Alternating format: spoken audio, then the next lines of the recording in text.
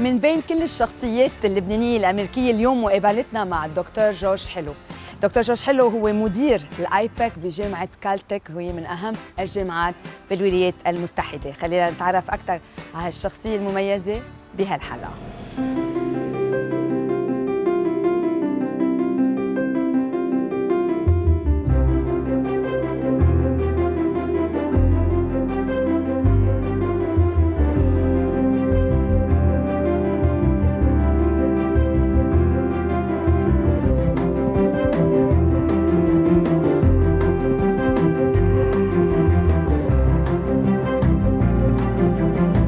We're off.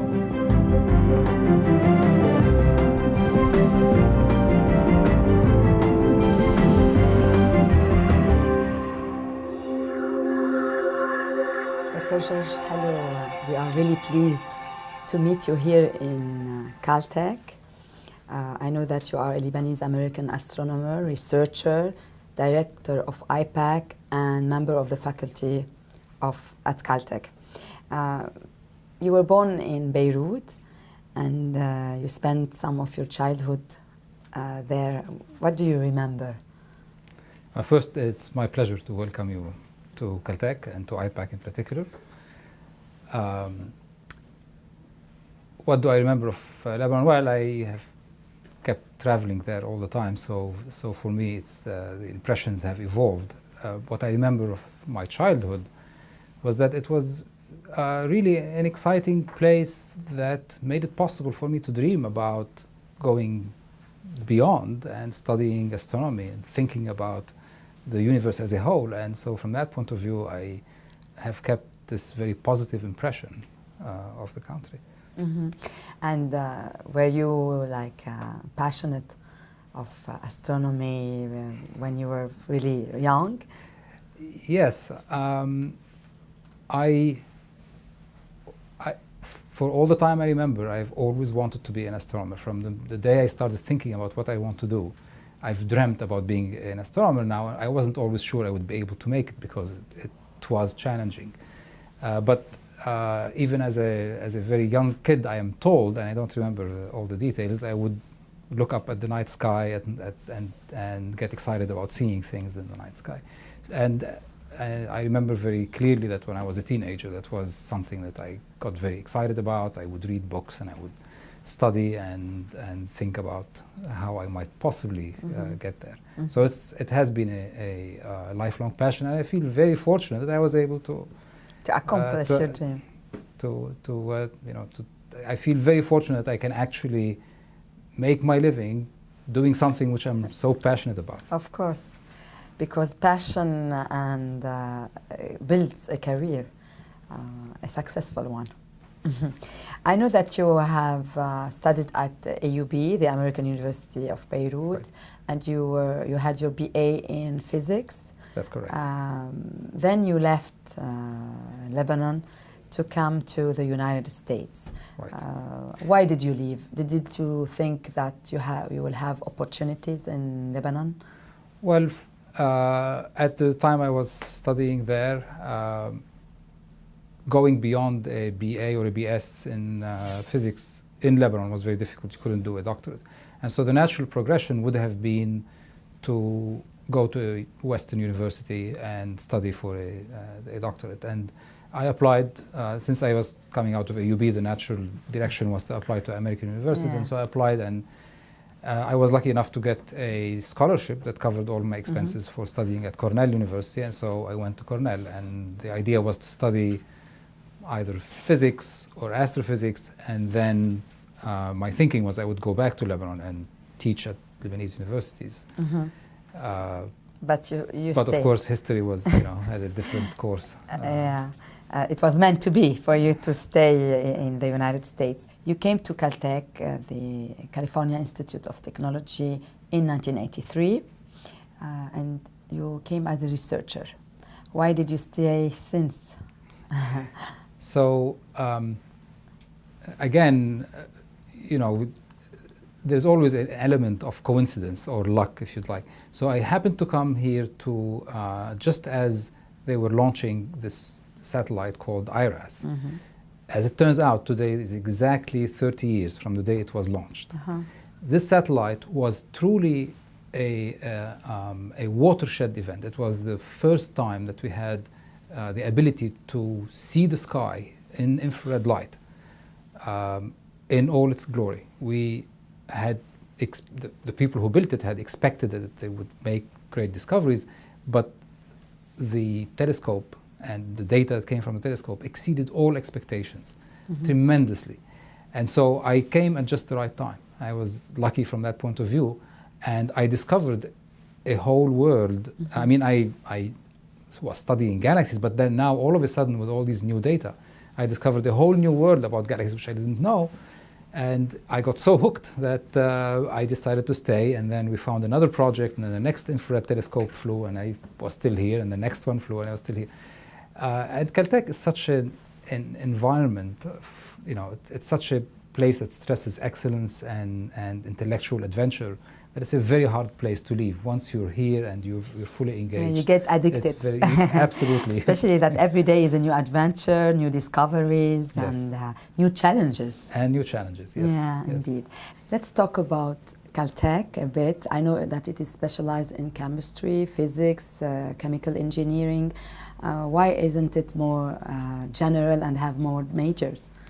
Well, it's a choice that the founders made of stressing quality over quantity and focusing on fewer things and doing those fewer things well. And it's a principle that we follow a lot. I mean, at Ipaq and in my personal research, I prefer to do fewer things better. So they did the best they could in terms of attracting the best scientists and the best engineers, and focused on those areas. And they also stressed quality over quantity in the student body. We have only 900 undergraduate students, 1,200 graduate students, and only about 300 faculty. So it's a really limited number, and the idea is to do the... It's an elite of students? The idea is, yes, absolutely. It is very hard to get into Caltech. It's very competitive. What are the criteria? Who are the students who are accepted in Caltech? It's the students who are more than just good students. It's the students who have, who take real passion and real pride in the work they do, who are really interested well beyond getting a grade or getting a degree, who want to be, who want to change the world, if you'd like, in a certain beautiful. area. So that's kind of what we look for. And the same is true of the faculty. It is a very select group of people, and we try to keep it that way. Yeah, and are there many Lebanese students? I know that before it was like 1 student per year. Now you have 4. We just students, happen to have 4 students, which is a good thing. Which is great. Yeah. It's very nice. We get together with them, and it's very exciting. Yeah, but in a given year, there will be maybe 1, at most 2 students. Yeah, and usually they find work opportunities here. They don't go back to Lebanon, because I don't think that astronomy is really... yeah, so the students we're talking Lebanon. about, the 4 students, are in all kinds of specialties. They're not just in astronomy. Okay. Some of them actually are interested in going back to work in Lebanon. Yeah, but, it's a good thing. Yeah, but but you know how it is. Young people have many factors that flow into their decisions. So, do you have affiliations with any university or college in Beirut?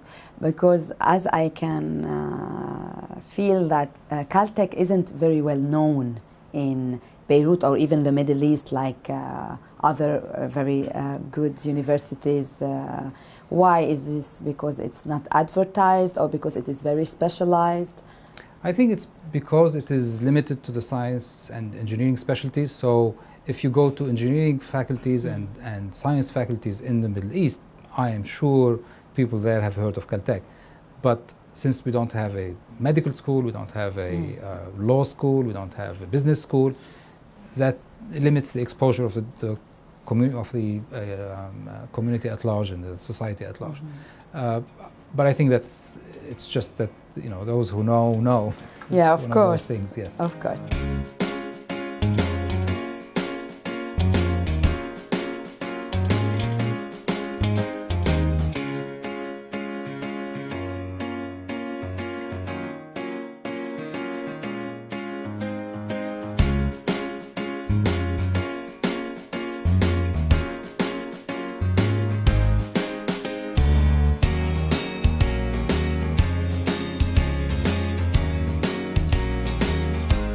مثل ما اكتشفنا سوا دكتور جورج الحلو ولد ببيروت ودرس هون بالAUB وكان بمجال الفيزياء، ولكن كمان انتقل إلى كورنيل يونيفرسيتي بالولايات المتحدة.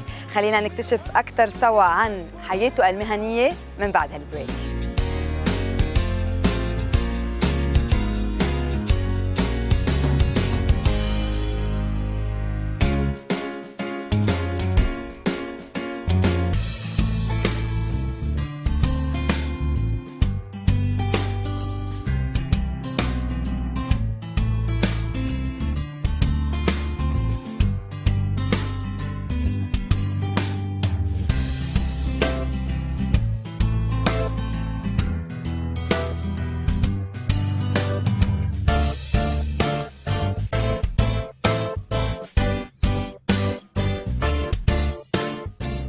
You were appointed director of Ipaq in 1999. Right. I would like to know what is Ipaq and what are your responsibilities as a director? So Ipaq is a center that manages the scientific conduct of astronomy missions. So we have, at any one time, we have multiple missions that we are working at. And so we make commitments in terms of reducing the data and calibrating the data and making the data available for our researchers here and for researchers outside to exploit the data and do the science, make the discoveries and publish the results. And so my responsibility is has two parts to it. One is to encourage my scientists and find scientific opportunities for them to do their research and make their discoveries, but also to conduct the missions and deliver on our commitments and make sure the data are available to other researchers on time. And so it involves a lot of looking ahead and finding what scientific opportunities there are in the future and laying out strategies for the future and so on. And what is your relation to NASA's JPL?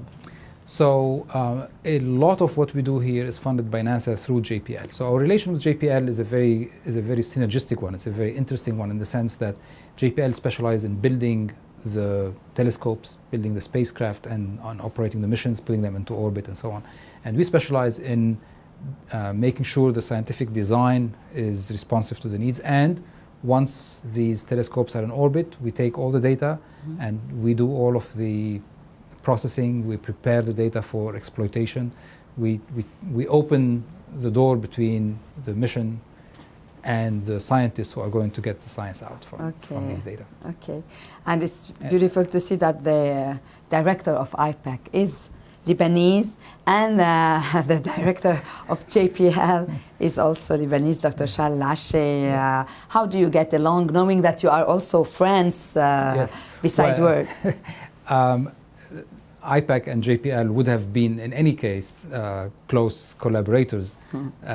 It's a very comforting coincidence that Charles Lache happens to be now the director of JPL. It certainly makes life very easy. We are very good personal friends, as you know, and so which is good and bad, because when we get together we also talk about business.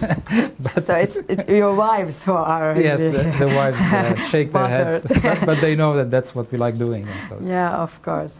I wanted to see what are your achievements, your personal achievements as the director of Ipaq, and before we talk about your future projects. So my achievements as director of Ipaq, and just to be clear, one of the important things about a director is to find talent and foster talent and put together a great team. And I'm very proud of the team we have here at Ipaq. They're all excellent professionals and outstanding scientists.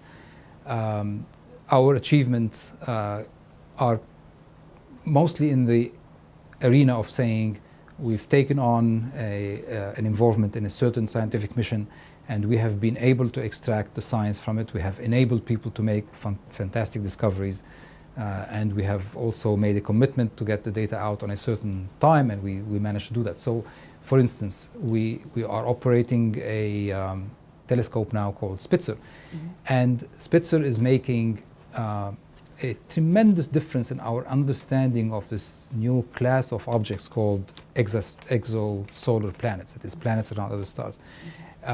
The ability to do that depends on our ability to deliver the data. And so both our scientists and scientists in the community are making great discoveries from that telescope. And so that's the kind of achievement we have. My personal achievements are more along the lines of what research I have done or I've done in my group, and it has to do with generating a better understanding of galaxies and how they evolve over cosmic time.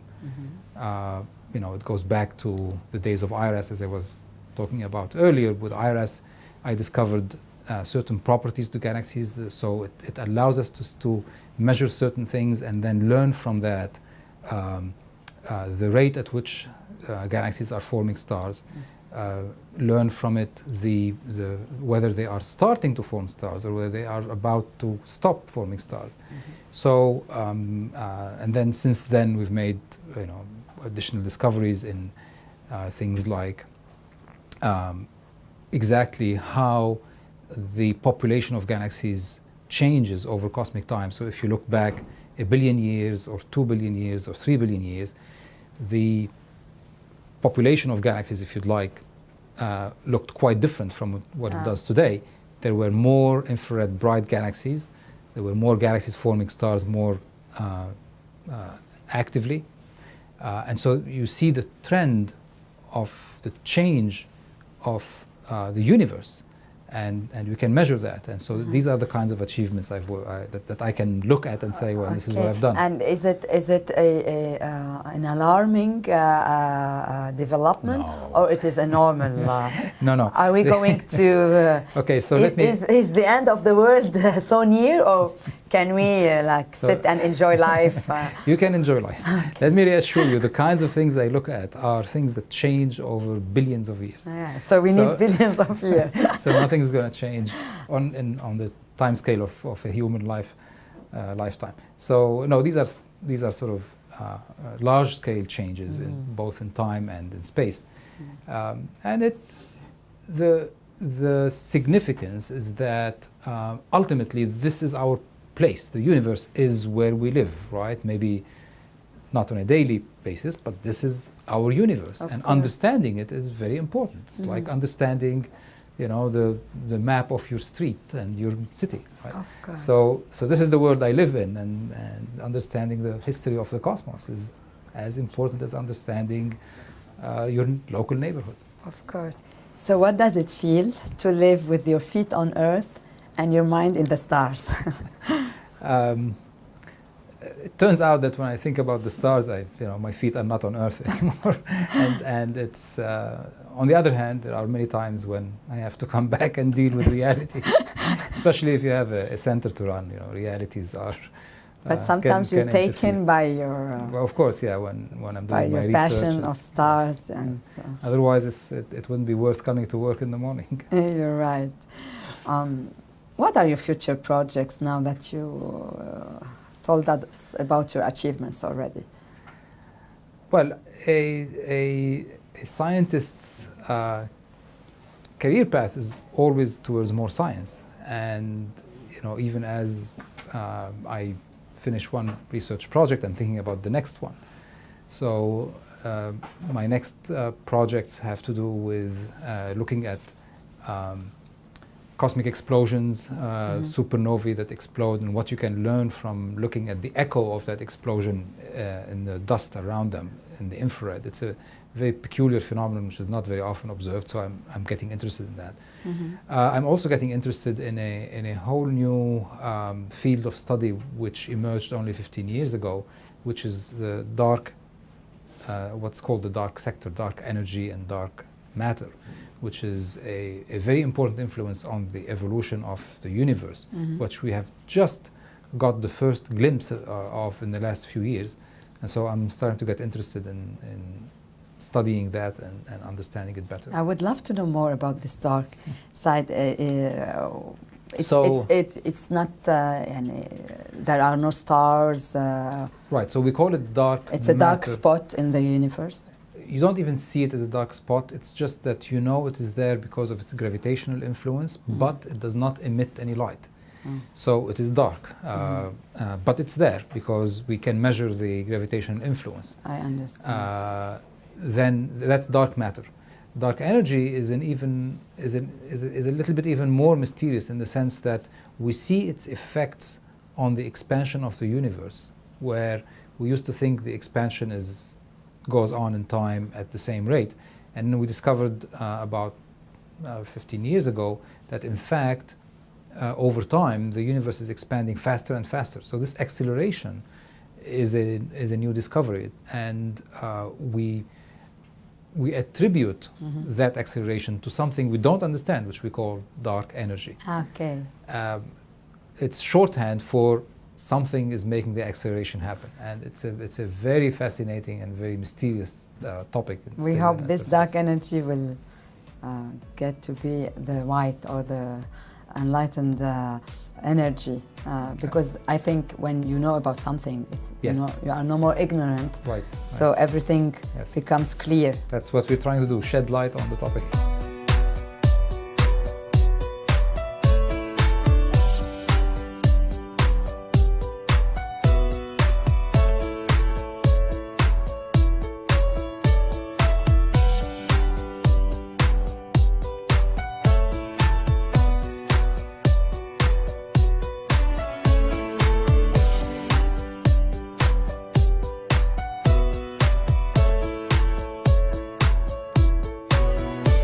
دكتور جورج الحلو كان بده يرجع على لبنان، ولكن قرر يدخل جامعة كالتك سنة 1984 اللي أنجز فيها الكثير حتى اليوم. وشفنا أيضاً علاقاته مع JPL ناسا والدكتور شارل العشي. خلينا نكتشف أكثر عن حياته الشخصية والعائلية من بعد هالبريك.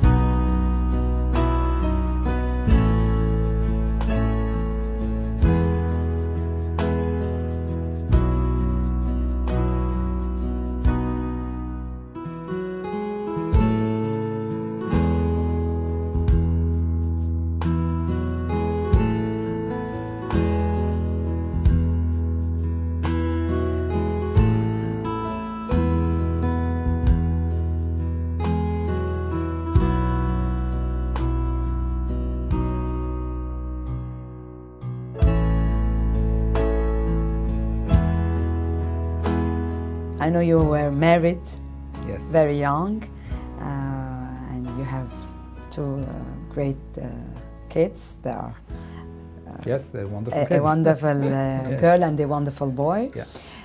You met your wife, you were very young, and you got married very young. Was it a love story? Oh, absolutely.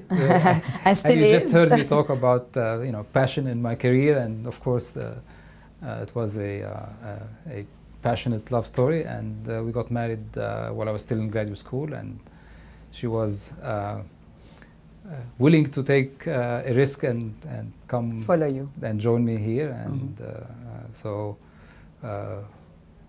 Andrea and I have been married now for 35 years almost, and it's been wonderful. Does she get along with your career? Does she like it? Does she enjoy maybe listening to you, to your discoveries? She got used to. Yes, I think she has of course she has an appreciation for the sort of the intellectual adventure of astronomy and understanding the universe and so on. But it's not something that she would have studied or really sort of made it a specialty out of. She's much more of a humanities and letters person. So it's good. It's a complementary thing. Yes. Your daughter's name is Ariane. Yes. So I was smiling. It was like, Ariane gives us an idea of you picked up the name because of Ariane or before Ariane? No, actually, historically, if you do the research, you'll find that we named her Ariane before the Ariane rocket was flying. Okay. I thought it came together because. No, I like to think of her as the sort of the problem solver of that Ariane was when she was faced with the labyrinth. Do your children also share with you your discoveries, your passion for stars? Yes, I think they do have an appreciation. They get very excited about discoveries. Both will send me text messages when a great discovery is made, and they will say, "Oh wow, look at this."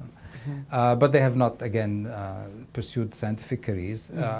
They both have the ability to think scientifically. That's very important. So there's the scientific literacy is there, which is very important because it's part of the whole makeup of a personality. It's really important in today's world to have scientific literacy, whatever else you are pursuing. Our daughter preferred to study literature, so she's studying like comparative literature. Yes, she's more like her mom. And Mark, your son? Mark, our son, works for Apple computers. So, but he again sort of likes to combine this artistic and technical aspects. You don't have any hobby or artistic any? No, I love listening to music, but I don't have any. You don't. Are you close more? Do you feel like more close to your son or to your daughter or both? And did you spend time with them when they were kids, or it was more your wife's job? No, I made a point of spending as much time as I could with them. I'm close to both of them in different ways. I wouldn't say I'm closer to one or the other. It's they're different people. I relate to them in different ways, and I think they interact with me in different ways. You were a father at a very young age. Yes. Was it difficult for you, especially that you were working and you had many responsibilities? No, I would not say it was difficult. It was actually a revelation for me that, if you're working research, you could spend every minute of your waking time doing research and it's still not enough. So it was a revelation for me that when we started having the kids, it took more time, of course, to pay attention to the family. Of course. But I learned that you could actually get more efficient in your research and your work and do the same amount of work in less time.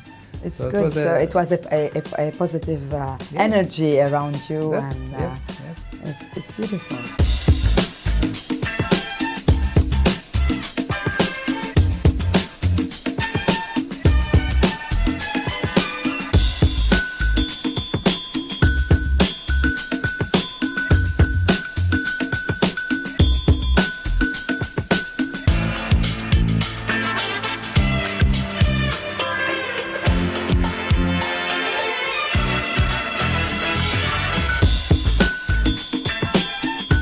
دكتور جورج الحلو حب كتير زوجته أندري، له 35 سنة مزوج وعنده ولدين، ونشوف قد ايه مهمة عنده العائلة. خلينا نشوف أكثر عن علاقته مع لبنان من بعد هذا البريك الإعلاني.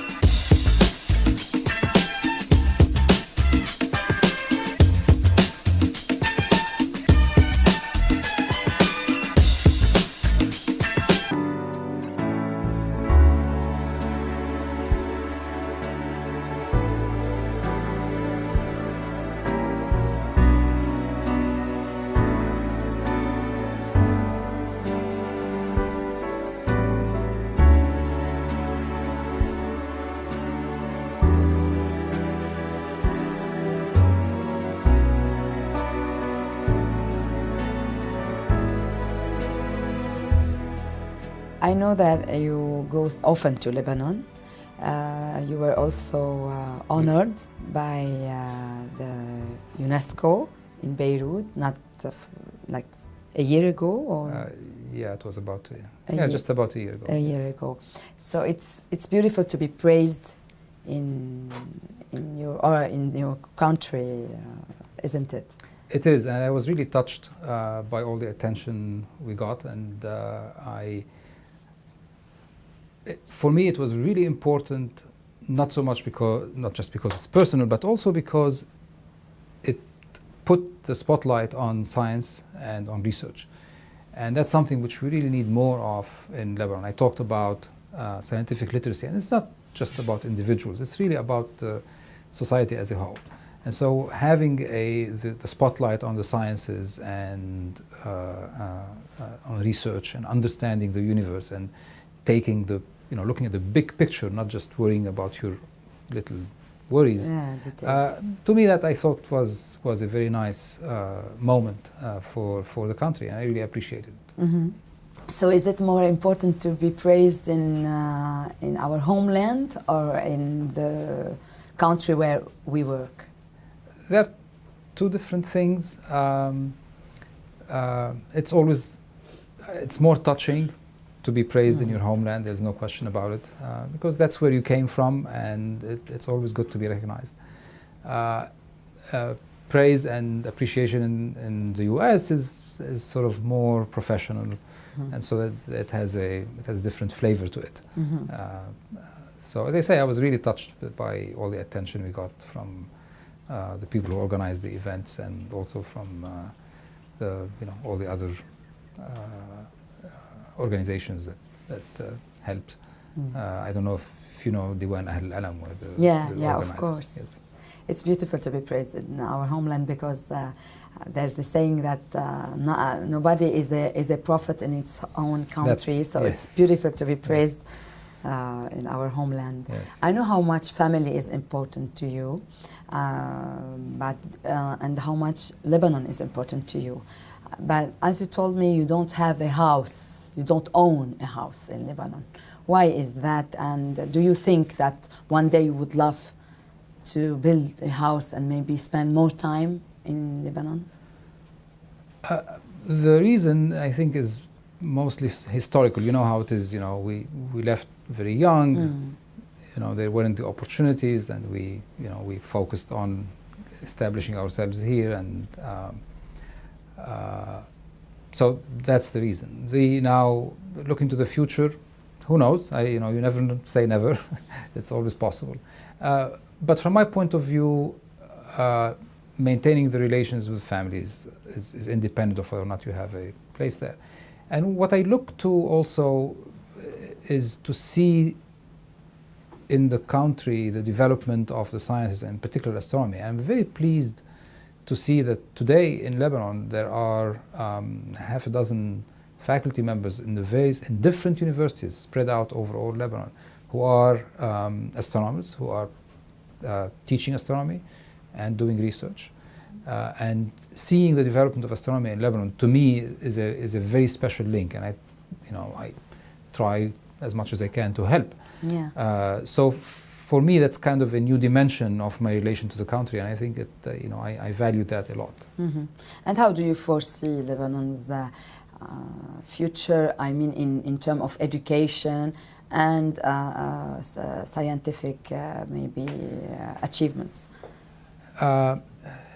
Education has always been an important part of the social values in Lebanon, and I, like many others, are the result of that, in the sense that there was an insistence on the importance of education, and an insistence on the importance of excelling at education. In today's research environment, when you look at international projects in astronomy, they require major resources. So to be perfectly honest, I'm not going to tell you that Lebanon is going to have the major telescopes that will make the great discoveries, but that does not mean that the Lebanese cannot be involved in these kinds of projects and participate in these discoveries and carry some of them themselves. And so seeing the resurgence of interest in the country, which translates into the existence of these faculty in astronomy and in physics at the various universities, I think is a very positive indication for me. I've looked at how our universities in Lebanon have recovered from the war, And I'm very encouraged because they recovered faster than I thought would be possible. And so I think there is tremendous potential. What we need is to get involved in international projects and foster collaboration and find ways to get involved in the adventure of astronomy on the global scale. And astronomy has become more and more international. This is not just about Lebanon needing to go international. Every large project today in astronomy is an international project because our ambitions have gone to the point where our projects are very expensive and no one country can do everything by themselves, not even the richest countries like the US or China or you name it. And in space it's the same. There's an increased collaboration internationally. So, and I think it's fitting for astronomy, which is the exploration of the universe and understanding the world outside of our planet, that it be done as an international undertaking. Yeah, and have you been solicited by maybe Lebanese organizations or universities to come and give lecture or maybe to coordinate and cooperate in researches? Yes, absolutely. I have many contacts. Unfortunately, it's just timing which is the difficulty. And in fact, the Lebanese astronomers contact me when they're trying to organize conferences and so on. I always help to the extent that I can. Yeah, of course. And what is today your message maybe to all the new generation, the ones who have dreams in Lebanon and who think that the only opportunities are just overseas and not in Lebanon? The most important thing is, if you have a dream, to pursue it. Now, where the opportunities are and where the chances are will vary. I would have never guessed that there would be that many professors of astronomy today in Lebanon, and yet it happened. Okay, so it depends on what the conditions are and what the circumstances are. So my message is, pursue your dreams and keep all of your options open. You never know behind which door the success will lie, or fulfillment. It's not so much about success, it's about doing what you think is the right way to fulfill your dreams. You're right. And I have to add, you got to work hard. We have to be hard workers. Yes. And Lebanese usually are hard The Lebanese workers. are, absolutely. Anyway, I know that this is faith. Some of the Lebanese went out of Lebanon and made successful stories like yours and all the others. And there are like successful Lebanese who stayed in Lebanon and had something to do for their country. So I think both of us have something to do, and the most important thing is to pursue the dream and to fulfill it. Dr. George Helou, thank you very much. My pleasure. It was a great pleasure to meet with you and hopefully to see you very soon in Lebanon. My pleasure.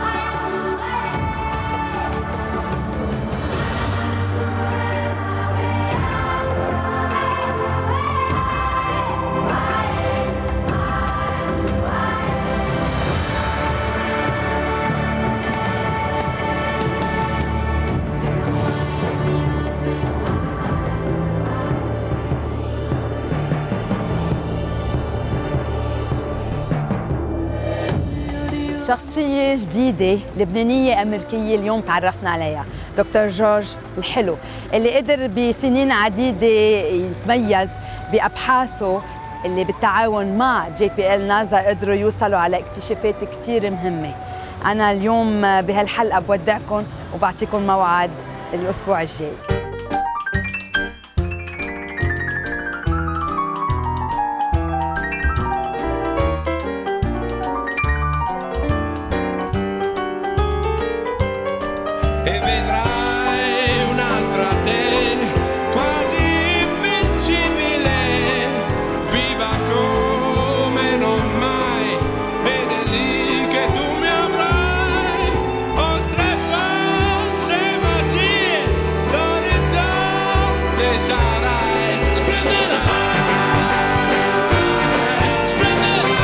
Si vous souhaitez revoir cette émission et pour plus d'infos, visitez notre site internet www.mtv.com.lb.